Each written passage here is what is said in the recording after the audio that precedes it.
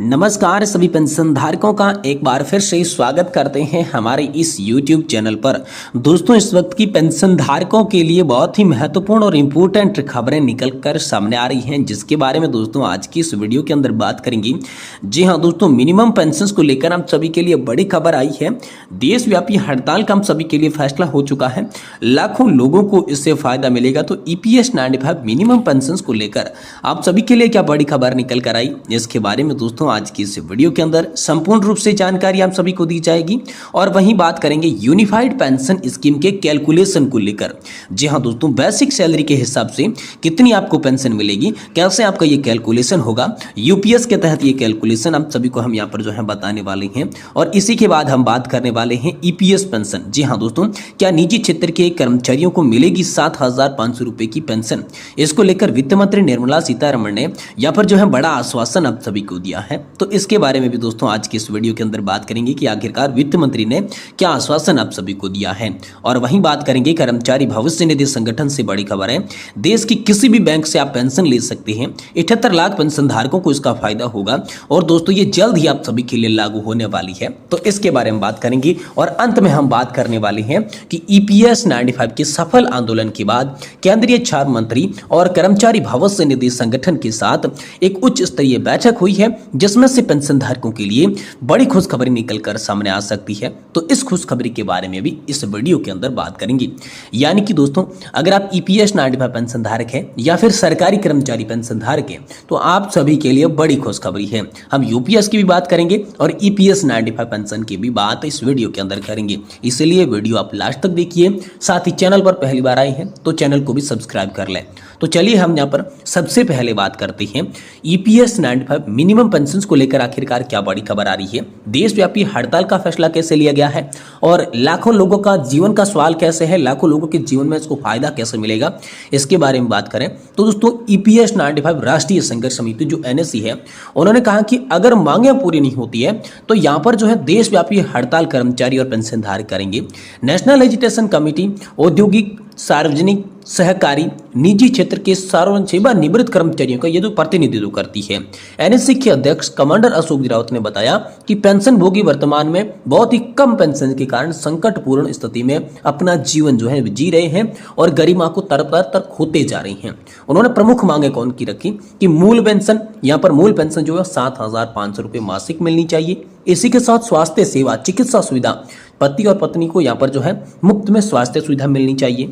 वहीं EPS 95 pension के जो भी दायरे में नहीं आते हैं, उन्हें दोस्तों कर्मचारियों को इस दायरे में शामिल किया जाना चाहिए और 5,000 रुपए की मासिक पेंशन उन्हें गारंटी के अनुसार दी जानी चाहिए।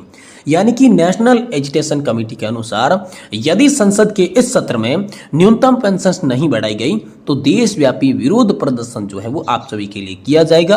पेंशन भोगियों की मांगे जो जायज है, सरकार को इन पर गंभीरता से विचार करना चाहिए। पेंशन की राशि बढ़ाने के लिए लाखों लोगों को यहाँ पर फायदा होगा। अपने जीवन को अधिक सम्मान के साथ वो जी सकेंगे।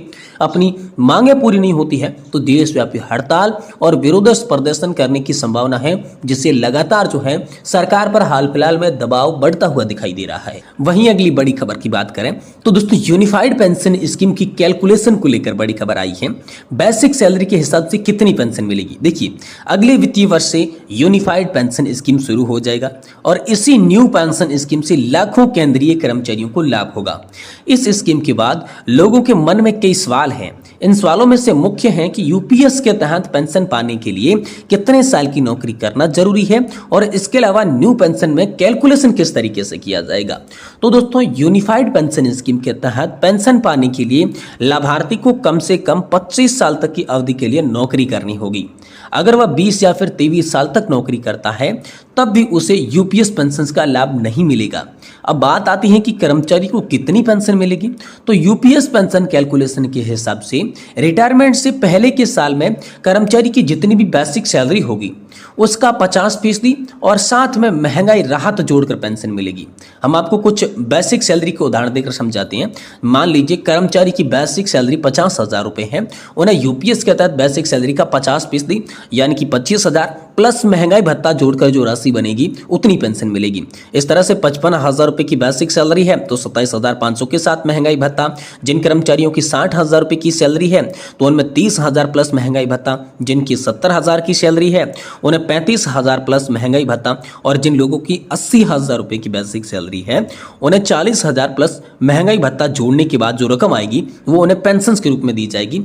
ये है दोस्तों यहाँ पर नई यूनिफाइड पेंशन स्कीम का कैलकुलेशन इस तरीके से मिलेगी। मान लीजिए किसी की 10,000 रुपए की नॉर्मल सैलरी है तो उसे 5,000 रुपए के साथ महंगाई भत्ता जोड़ कर दिया जाएगा, यानी कि पेंशन उनकी जो है वो तकरीबन 5,000 से ज्यादा ही बनेगी। तो ये दोस्तों यूनिफाइड पेंशन स्कीम के तहत हाल फिलहाल का नया कैलकुलेशन सामने देखने को मिला है। वहीं दोस्तों हम सभी के लिए बात करें तो क्या प्राइवेट सेक्टर में कर्मचारियों को 7,500 रुपए की मासिक पेंशन मिल सकती है? क्या निजी क्षेत्र में जो काम करते हैं ईपीएस पेंशनर्स जो हैं उन्हें 7,500 की पेंशन मिलेगी? इसको लेकर वित्त मंत्री ने आखिरकार क्या कहा? वित्त मंत्री का बयान भी आप सभी के लिए जानना बेहद जरूरी है। दोस्तों भारत सरकार ने यूनिफाइड पेंशन स्कीम की शुरुआत की है जिससे निजी क्षेत्र के कर्मचारियों के पेंशन वृद्धि की यहाँ पर लगातार मांग बढ़ती हुई दिखाई दे रही है। वित्त मंत्री ने उनकी मांगों पर जो है हाल ही में सकारात्मक प्रक्रिया दी है। जी हाँ दोस्तों, यहाँ पर जो है यूनिफाइड पेंशन स्कीम की घोषणा हुई जिसमें केंद्रीय कर्मचारियों को न्यूनतम 10,000 रुपए प्रति माह पेंशन की सुविधा प्रदान की गई है, जिसमें 25 वर्ष की सेवा पूरी करते रिटायर होते हैं तो मूल वेतन का 50% पेंशन के रूप में मिल जाता है। तो निजी क्षेत्र के कर्मचारियों ने मांग उठाई है। इस प्रगति की कड़ी में निजी क्षेत्र में कार्यरत कर्मचारियों ने अपनी मांग में यहाँ पर सुधार उठाई है कि वर्तमान निजी क्षेत्र के कर्मचारी पेंशन योजना के तहत महज 1,450 रुपए की औसत पेंशन प्राप्त कर रही हैं, जिसे बढ़ाकर 7,500 रुपए करने की मांग हो रही है।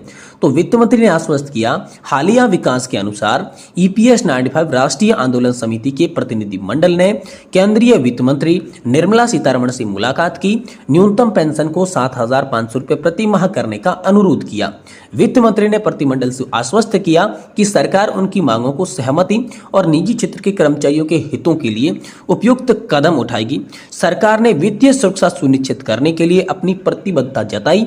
ईपीएस 95 आंदोलन समिति जिसमें लगभग 78 लाख सेवानिवृत्त पेंशन भोगी और औद्योगिक क्षेत्र के 7.5 करोड़ कर्मचारी शामिल हैं, इस बात से उन्होंने यहाँ पर इस बात का भाग लिया और इस समिति की मांगें पूरी होने पर कर्मचारी भविष्य निधि संगठन से जुड़े करोड़ों लोगों को यहाँ पर लाभ होने वाला है। दोस्तों समिति ने यह भी मांग की कि ईपीएस सदस्यों और उनके परिवार को पूर्ण चिकित्सा कवरेज प्रदान की जानी चाहिए। ये मांग पिछले 8 वर्षों से की जा रही है, लेकिन अभी तक सरकार इस पर विचार करने में संकोच कर रही थी। इस विकास के साथ निजी क्षेत्र के कर्मचारियों को नई आस जगी है कि पेंशन और स्वास्थ्य सुरक्षा के मुद्दे जल्द ही सुलझ जाएंगे, जिससे उनकी जीवन की वित्तीय स्थिरता और स्वास्थ्य सुरक्षा में भी सुधार आएगा। ये उनको अब दोस्तों लगने लगा है, क्योंकि वित्त मंत्री ने बड़ा आश्वासन उनकी पेंशन में सुधारों को लेकर दिया है, 7,500 की मांग को लेकर दिया है और साथ ही साथ उनके यहाँ पर जो है स्वास्थ्य सेवा, फ्री मेडिकल सुविधा पति और पत्नी को मिले, इसके लिए भी बड़ा जो आश्वासन है वित्त मंत्री निर्मला सीतारमण इसको लेकर दे चुकी है। और वहीं दोस्तों आप सभी के लिए बात करें तो ईपीएस 95 की जो आंदोलन की बात कही गई थी, ईपीएस 95 पेंशनर्स ने बीते ही महीने जो सफल आंदोलन किया था, उस आंदोलन की घोषणा के बाद केंद्रीय श्रम मंत्री मनसुख मांडविया और साथ ही कर्मचारी भविष्य निधि संगठन के साथ जो है एक उच्च स्तरीय बैठक आप सभी के लिए की गई, यहाँ पर जो है जिसमें सांसदों और मंत्रियों ने भी ईपीएस 95 पेंशनर्स का जो है सहयोग किया है, जिससे आगामी आने वाले समय में होने वाले आंदोलन को कुछ समय के लिए टाला गया है, लेकिन पूरी तरीके से बंद नहीं किया है। कमांडर अशोक रावत ने यह कहा है कि अगर हमारी मांगे निश्चित समयावधि के अंदर पूरी नहीं होती है तो यह आंदोलन ज्यों का त्यों फिर से जारी रहेगा और केंद्र सरकार अगर हमारी मांगे मंजूर कर देती है तो हम पेंशनधारक जो है अपने आंदोलन को स्थगित कर देंगे, आंदोलन नहीं करेंगे। ये बड़ी खबर हाल फिलहाल में आप सभी पेंशनधारकों के लिए निकल कर सामने आ रही है।